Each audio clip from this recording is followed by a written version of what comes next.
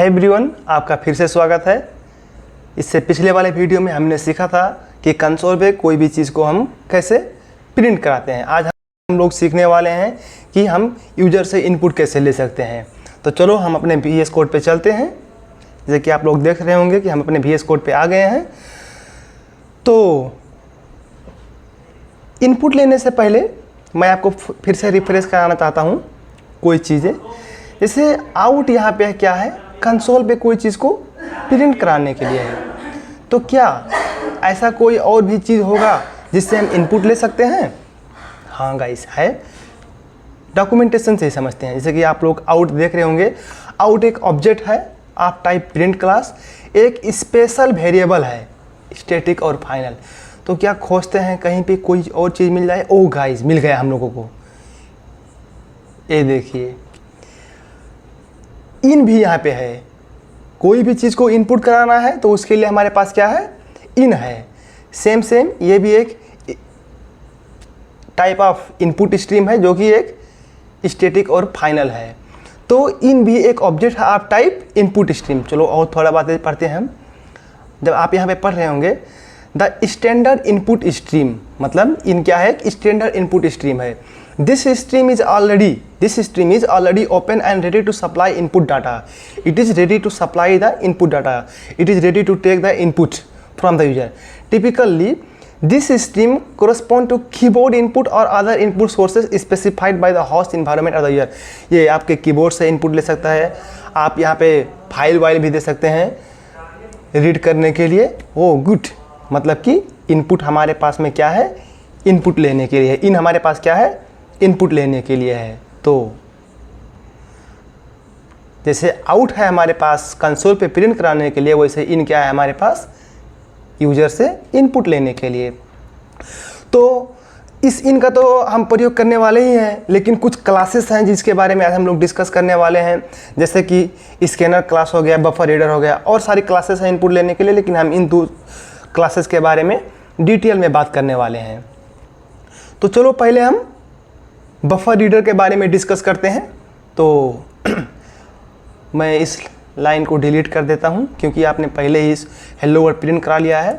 Buffer reader का सबसे पहले हमें क्या बनाना पड़ेगा, ऑब्जेक्ट बनाना पड़ेगा।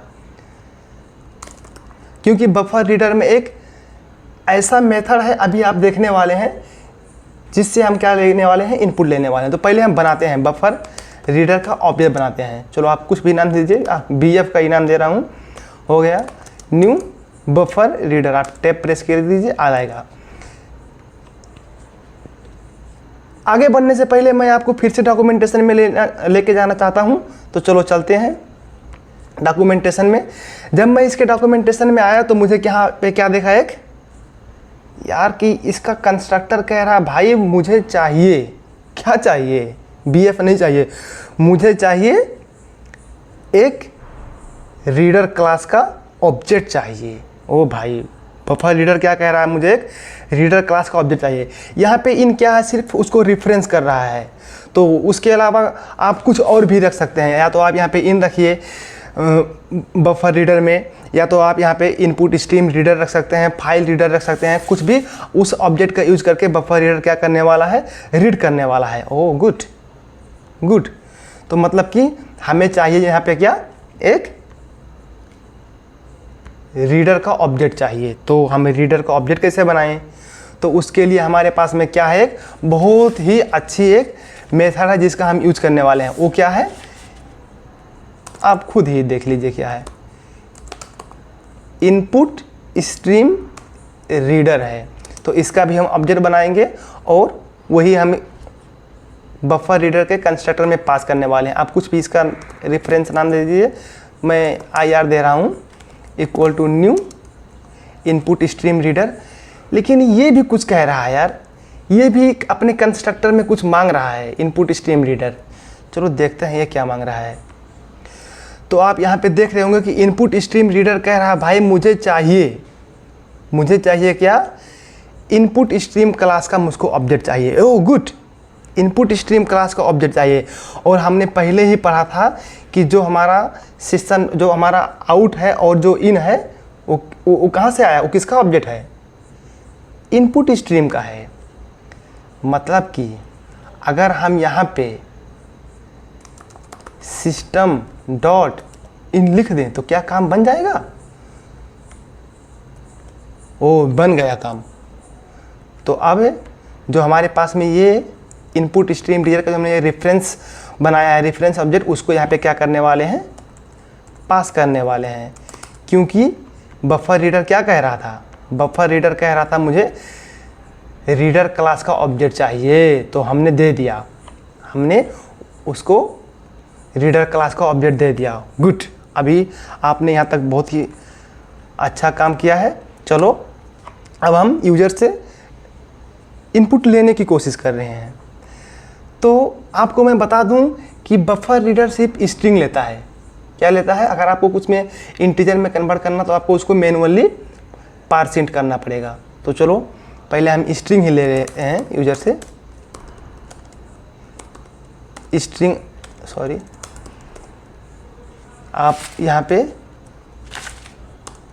आप इसका कुछ भी नाम दे दीजिए, नेम जैसे हमने भी दे दिया। यहाँ पे आप इस बीजेफ का जब हम यूज़ करेंगे बीजेफ डॉट, तो वहाँ पे आपको एक मेथड मिल रहा है रीड लाइन। तो बफर रीडर आपको यही देता है, क्या? रीड लाइन देता है यूज़ करने को। चलो बीएफ डॉट रीड लाइन हमने यूज़ कर लिया। लेकिन लेकिन लेकिन यहाँ पे एक बहुत ट्विस्ट है। बफर रीडर में आपको मिलने वाला है IO एक्सेप्शन।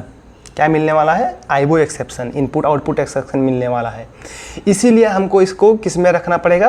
ट्राई कैच में रखना पड़ेगा इस पूरी चीज़ को। तो चलो हम इसको ट्राई कैच में रख देते हैं। आपको अगर ट्राई कैच के बारे में हम बात करेंगे बाद में, लेकिन ट्राई कैच आप कब यूज़ करने वाले हैं? जब आपको कोई एक्सेप्शन मिल रहा है, तो इसको हमें मैनुअली ट्राई कैच करना पड़ेगा, ट्राई कैच करना पड़ेगा। तो जो भी हमारा डाउटफुल कोड है उसको हम ट्राई में रखने वाले हैं भाई तुले। और अगर एक्सेप्शन एक जनरलाइज हो गया, अगर हमें एक्सप्लिसिटली पता है कौन सा एक्सेप्शन आने वाला है, तो बेटर है कि आप उसको ही लिख दीजिए। तो हमें मिलने वाला था यहाँ पे क्या? एक IO एक्सेप्शन, तो हम वही रखेंगे। आप यहाँ पे कोई भी चीज़ उसको प्रिंट करा सकते हैं। भाई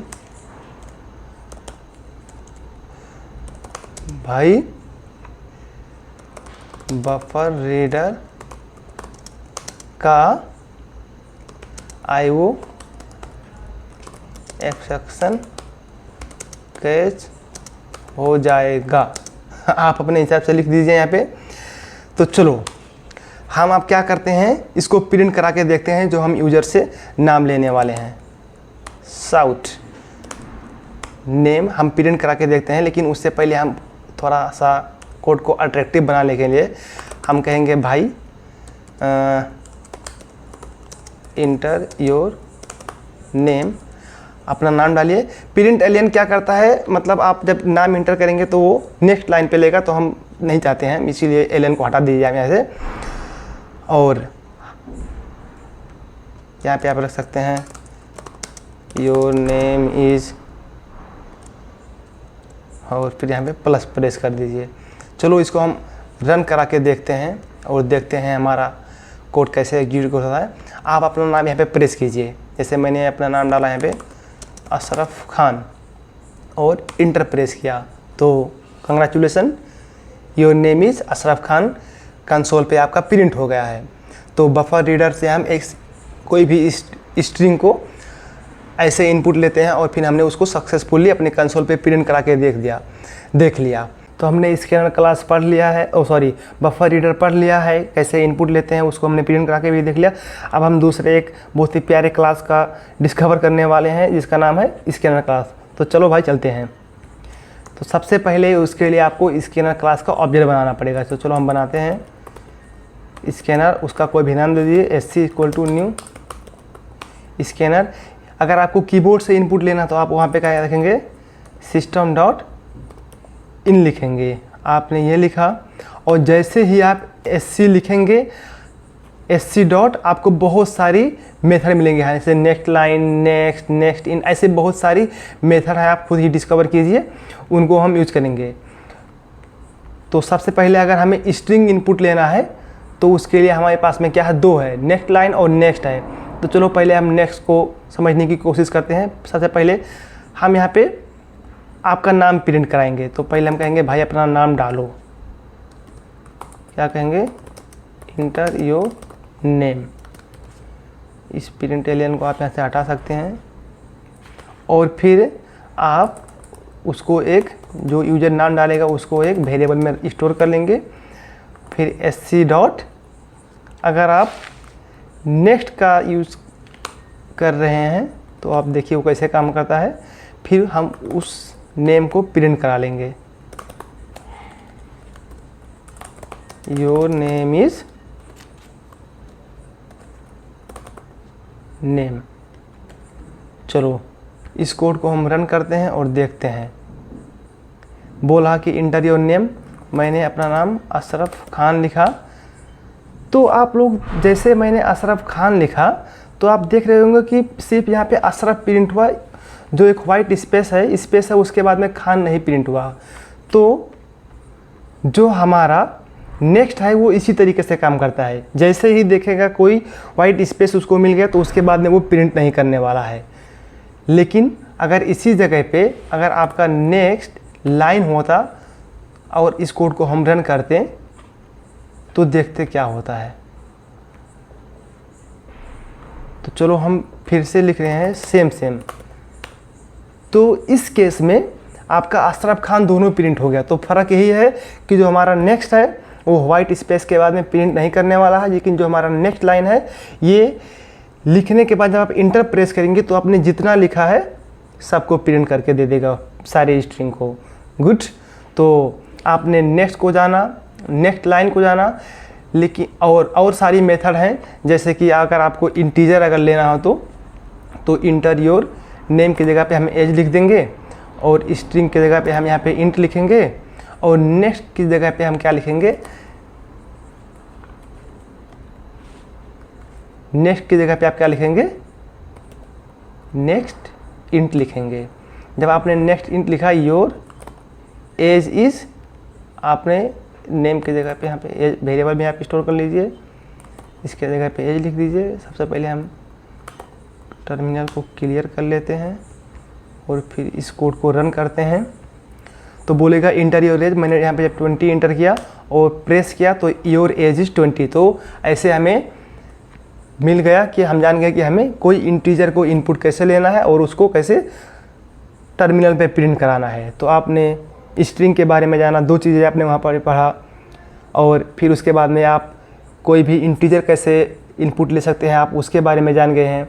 तो ऐसे बहुत सारे हैं, जैसे कि इतना ही नहीं है आपका फ्लोट, नेक्स्ट फ्लोट करके है यार, नेक्स्ट फ्लोट करके एक है। तो आप इसके जगह पे आप लेंगे फ्लोट और योर आप यहाँ पे लिख दीजिए मार्क, एज की जगह पे आप लिख दीजिए आप अपने हिसाब से मार्क, इंटर योर मार्क। तो आप यहाँ पे क्या लिख दीजिए, मार्क लिख दीजिए। और जब आप इसको रन करा के देखेंगे तो बोलेगा कि अपना मार्क डालो। तो मैं 50.6 इंटर किया हूँ तो आपका यहाँ पे फ्लोट प्रिंट होके आ गया। फ्लोट मतलब क्या हो गया, फ्लोटिंग पॉइंट वैल्यू, मतलब कि जो भी डेसिमल वैल्यू है वो सब। और आपने फ्लोट का भी समझ लिया। ऐसी बहुत सारी मेथड हैं, आप खुद से थोड़ा बहुत डिस्कवर कीजिए कैसे स्ट्रिंग को इनपुट ले जाता है, कैसे इंटीजर को इनपुट ले जाता है, फ्लोटिंग पॉइंट वैल्यू को कैसे इनपुट ले जाता है। ऐसे ही बूलियन का है, ऐसे ही क्या है आपके पास में, बूलियन का भी है, sc डॉट नेक्स्ट बूलियन है, आप मतलब कि ट्रू फॉल्स ही होगा। ऐसे आप खुद से ही डिस्कवर कीजिए। तो आज के लिए बस इतना ही रखते हैं, मिलते हैं अगले वीडियो में, तब तक हमारे साथ बने रहिए। Thank you very much.